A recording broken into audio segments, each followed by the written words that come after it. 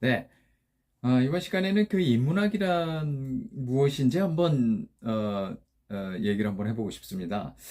그 인문학이란 말 참 많이 우리가 쓰고 있고 그 인문학이 참 그 대학이나 뭐 학교 현장에서는 많이 그 좀 축소된 것 같은데요. 지금은 뭐 과학기술의 발전 혹은 인공지능의 발전 이런 것들로 인해서 인문학이 굉장히 축소돼 학교 현장에서는 축소됐지만 또 우리 그 일반 사회에서는 또 어른들 뭐 나이 드신 분들을 비롯해서 하여튼 인문학이 또 학교 외에서는 학교 밖에서는 또 굉장히 그 각광을 받거나 뭐 그런 프로그램들이 많이 있는 걸로 알고 있습니다. 그래서 그냥 인문학이란 무엇인가 그 여러 가지 평가가 있겠죠. 인문학이란 어떤 것이다라고 그 많은 사람들이 얘기를 하고 인문학에 대한 뭐 그 정의가 여러 가지가 있겠습니다만 제가 생각하는 인문학을 한번 그 여러 가지 책을 읽으면서 깨달은 바를 좀 안 지식을 통해서 한번 얘기해 보고 싶습니다. 그 소크라테스는 인문학이 그 동물 상태의 그 본능적인 인간을 인격과 교양을 갖춘 인간다운 인간으로 만들어주는 학문이다 라고 얘기했습니다. 아무래도 그, 그 고대 그리스부터 그리스의 그 확립된 그 어떤 그 서양의 학문의 그 출발점이라고 볼 수 있는 그곳의 인물인 그 시대의 인물인 소크라테스가 이렇게 얘기를 했고요. 그 다음에 키케로는 인문학은 인간 본성에 관한 학문이라고 했습니다. 이렇게 얘기했고 또 고대 그리스에서 사람을 사람 되게 하는 학문이다. 그래서 그것을 인문학이라고 불렀다고 하죠. 그래서 그 당시의 인문학, 고대 그리스에서 출발했던 인문학들은 쭉 중세시대까지 문법, 수사학, 변증론, 산술, 기하, 음악, 천문학 이런 것들을 기본적으로 가르쳤습니다. 그런데 어쨌든 그 19세기나 뭐 18세기, 19세기 들어서 과학의 비약적인 발전으로 다양한 학문이 탄생하게 되죠. 그래서 어, 정말 과학이야말로 진정한 학문이다. 과학은 인간이 이루어낼 수 있는 최고의 학문이다. 뭐 이렇게 생각해서 과학이야말로 진정한 학문이라는 생각으로 해서 인문학은 그때부터 약간은 그 비실용적인 학문으로 취급을 받게 됐죠. 그러니까 과학은 굉장히 실용적이고 그러나 인문학은 비실용적이기 때문에 그냥 그 아주 인생을 살아가는 데 있어서 아주 필수적으로 없어서는 안 될 그런 거는 아니지만 그래도 하면 좋은 건 뭐 그런 정도로 받아들이기 시작했죠. 그래서 어쨌든 인문학에서 뭐 정치학이나 사회학이나 무슨 심리학 또 뭐 수학, 천문학 뭐 이런 것들이 줄줄 다 빠져나가기 시작했죠. 그래서 하다못해 무슨 음악, 미술 이런 것들도 다 빠져나가게 돼서 결국은 인문학은 사실은 뭐 그 세상의 모든 학문이라고 생각했던 인간을 위한 사람이 배워야 될 세상의 아주 중요한 학문으로서의 어떤 인문학이었지만 그런 인문학이 이제는 그런 것들이 그 실용적인 학문으로 다 이렇게 빠져나가면서 이제는 뭐만 남았습니까? 인문학은 소위 문사철만 남게 됐죠. 그래서 인문학 하면 지금은 문학, 역사, 철학, 뭐 이 정도만 인문학이 남게 되었죠. 그러니까 고대 그리스의 그 서양 학문이 출발할 때 인문학은 사람에게 가장 유용한 학문, 또 사람이라면 꼭 배워야 되는 인간을 인간답게 만드는 학문, 이런 인문학의 의미에서 이제는 그런 과학적인 부분들, 뭐 과학으로 여겨지는 그런 학문들이 다 빠져나가고 하다못해 예능 무슨 미술이나 음악 이런 것들도 빠져나가면서 이제는 문사철만, 그러니까 문학, 역사, 철학만 남게 됐죠. 그렇지만 우리가 지금 배우는 인문학은 역시 음악도 배우고 뭐 미술도 배우고 심리학도 배우고 뭐 그 정치나 인문 사회 이런 것도 많이 사실은 배우고 있는 셈이죠. 그래서 그 인공지능의 그 발전으로 해서 우리는 그 미래를 기대와 위협 속에 지금 살아가고 있습니다. 그래서 우리는 모든 학문을 실용과 비실용 이렇게 맞출 필요는 없을 것 같습니다.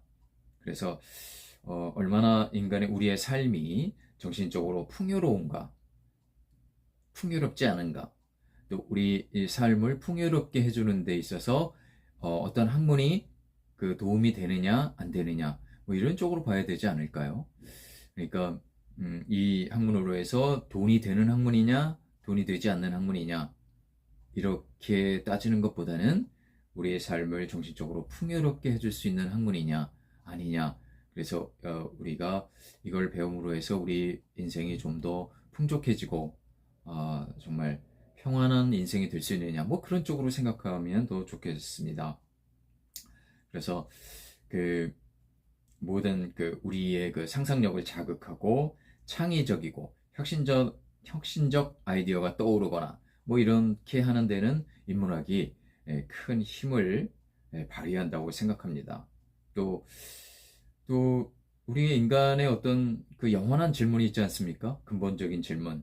우리는 왜 존재해야 되는지, 또 어떻게 살아야 되는지, 또 우리 인생의 목표는 무엇이고 인생의 의미는 무엇인지, 뭐 이런 것들은 아무리 첨단 과학이 발전하고 그 정말 과학이 모든 것을 지배한다 할지라도 이런 질문들은 우리의 영원한 근본적인 질문이 되지 않을까 싶습니다. 그렇다면 인문학을 통해서 그런 질문에 해답을 찾아가는 과정이 되지 않을까 싶습니다. 인간은 왜 존재해야 될까요? 또 우리의 인류는 왜 번성해야만 될까요?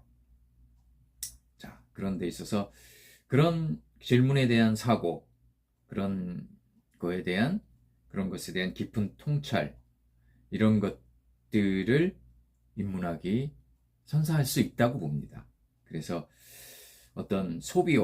우리가 어떤 소비하고 배설하고 뭐 그런 향락만 추구하지 않고 풍성하고 어떤 우리의 삶이 좀 더 고귀해질 수 있는 그런 계기를 마련하는 것이 인문학이 제공할 수 있다고 생각합니다. 그래서 오늘날 대학에서는 참 인문학이 참 홀대받고 있죠. 왜냐하면 대학을 지금 평가하는 데 있어서 그 취업률이 굉장히 그 중요 요소이기 때문에 그렇기도 하고요.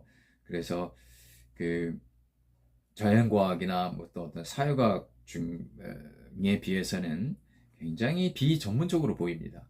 인문학을 전공했다 하면 그 인문학을 전공했으면 뭘 전공했지?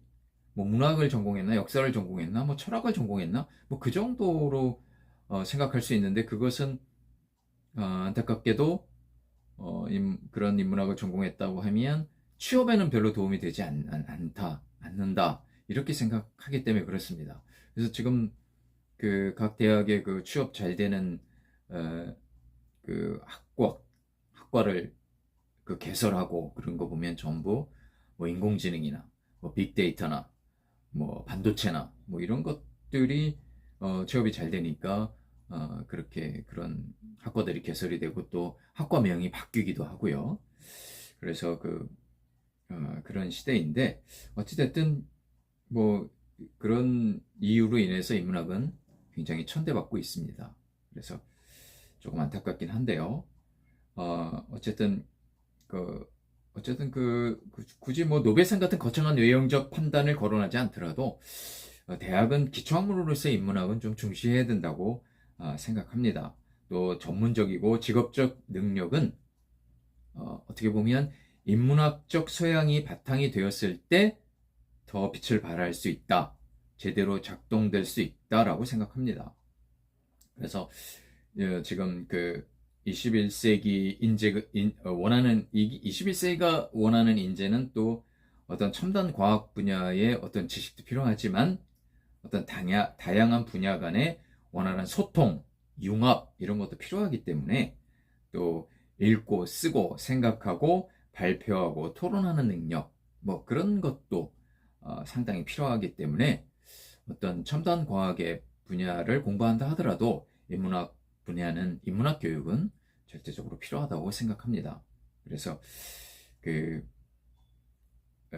문과와 이과가 지금은 이제 대학 입시에서는 이제 뭐 통합형으로 바뀌긴 했습니다만 어쨌든 문과 수준 학생들에게는 또 교양 수준의 어떤 그 자연과학과 수학 지식이 필요하고요. 또 컴퓨터 활용 능력이 필요하고 또 이과적인 그런 분야의 학생들에게는 그 역사인식과 사회인식, 그 다음에 비판적 사고, 또 글쓰기 능력 이런 것들도 좀 필요하죠.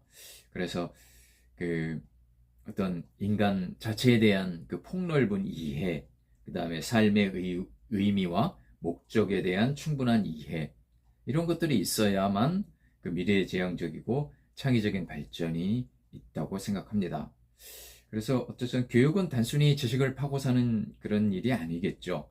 그래서 무한 경쟁에 내몰려서 승자 독식 구조의 그런 성취는 극단적 불평등으로 인해 혹시라도 어떤 한 사회의 공동체를 무너뜨릴 수도 있습니다. 그래서 우리나라도 지금 가장 걱정되는 부분이 우리 사회에서도 공정에 대한 것들은 굉장히 예민하게 우리가 받아들이면서도 불평등에 대한 부분은 굉장히 그 좀 간과하는 경향이 있는 것 같습니다. 우리 사회가 능력주의 위주의 사회다 보니까 학벌주의, 능력주의, 승자 독식의 그런 사회이다 보니까 성공한 사람들에게는 굉장한 박수를 보내지만 그렇지 않은 사람들에게는 참 매몰차게 되는 것도 사실이죠. 그럼 이런 사회는 정말로 우리 모두가 다 그 승자가 될 수는 없습니다. 그렇기 때문에 한 사회가 제대로 굴러가려면 정말 승자와 패자 간의 어떤 조화, 그런 서로 간의 배려, 이런 부분도 절대적으로 필요하죠. 그래서 어떤 굳건한 그 서열주의 사회는 건강한 공동체를 이루는 사회가 되기는 어렵죠. 그래서 오로지 성적에만 매달려서 그런 어떤 그 사다리의 맨 꼭대기에만 오르고자 하는 그 공부는 좀 그 지양해야 된다고 봅니다. 그래서 사실은 그런 공부는 지적 즐거움, 어떤 지적 호기심, 그런 어떤 성찰 이런 것보다는 또 실험적이고 창의적인 정신 이런 것들을 좀 오히려 가로막는 역할을 하죠. 그래서 그 우리가 사는 우린 세상은 참 겉으로만 봐서는 우리의 그 참 모습을 볼 수 없다고 생각합니다. 그래서 인간적인 삶을 살기 위해서는 외형으로만 그런 어떤 단편한 그런 판단으로만은 살 수 없다고 생각합니다. 그래서 그 역사적으로 지금 고대로부터 내려오는 그런 수많은 인문학에 관련된 그런 고전 책들을 보면 그런 그렇게만 살아서는 안 된다. 인간적인 삶을 살아야 된다. 그런 인간적인 그런 사실들을 많이 밝혀주고 있습니다. 그래서 우리가 아직도 인류의 유산으로 고전 책들을 많이 보는 이유가 아마도 거기에 있다고 봅니다. 그리고 또 인문학은 그 인문학 자체의 그 진실의 본질을 깨닫게 하는 힘이 있다고 봅니다. 그래서 세상의 모든 사물과 현상 및 사건 이런 것들을 인간의 본성과 연결시키는 것이 바로 인문학이다. 이렇게 볼 수 있고요. 그래서 인문학을 읽고 배우면 어떤 특별한 목적을 성취할 수도 있겠지만 그 자체로도 어떤 인간에게 주는 인간적인 인간다움 이런 것들을 인문학이 선사한다고 볼 수 있습니다. 그래서 맹목적인 삶이 아니고 모든 사고와 행위에 대해서 의미를 부여하고 또 다양하고 풍성한 가치로 가득 찬 삶을 지향하게 하는 게 바로 인문학이다. 그렇게 생각하고요. 또 어떤 상황에서도 삶의 의지를 잃지 않게 하고 때로는 아주 극심한 어려움도 버틸 수 있게 하는 게 인문학이 아닐까 생각합니다. 그래서 인문학을 가까이 하는 인생은 꿈과 목표를 향해 주체적으로 자신의 역량을 마음껏 펼치는 데에 주력하면서도 성공과 실패에 대한 그런 성공 실패 여부에 대해서도 상관하지 않고 정말 인생의 목표를 향해서 인생의 의미를 탐구하는 데 있어서 정말 주체적으로 뚝심 있게 이렇게 달려가게 한다고 봅니다. 그래서 남에게 보여주는 그런 바람직한 삶보다는 바라는 삶, 내가 진정으로 정말 개성 있고 나만의 삶, 내가 바라는 삶, 그 삶을 인문학은 살 수 있게 한다. 그렇게 볼 수 있겠습니다. 그래서 이 땅의 모든 사람들, 특히 우리 학생들에게 어떤 학문을 하더라도 인문학이란 무엇인지, 인간다운 삶을 사는 데 있어서의 필요한 학문은 인문학을 꼭 배우면서 성장했으면 좋겠습니다.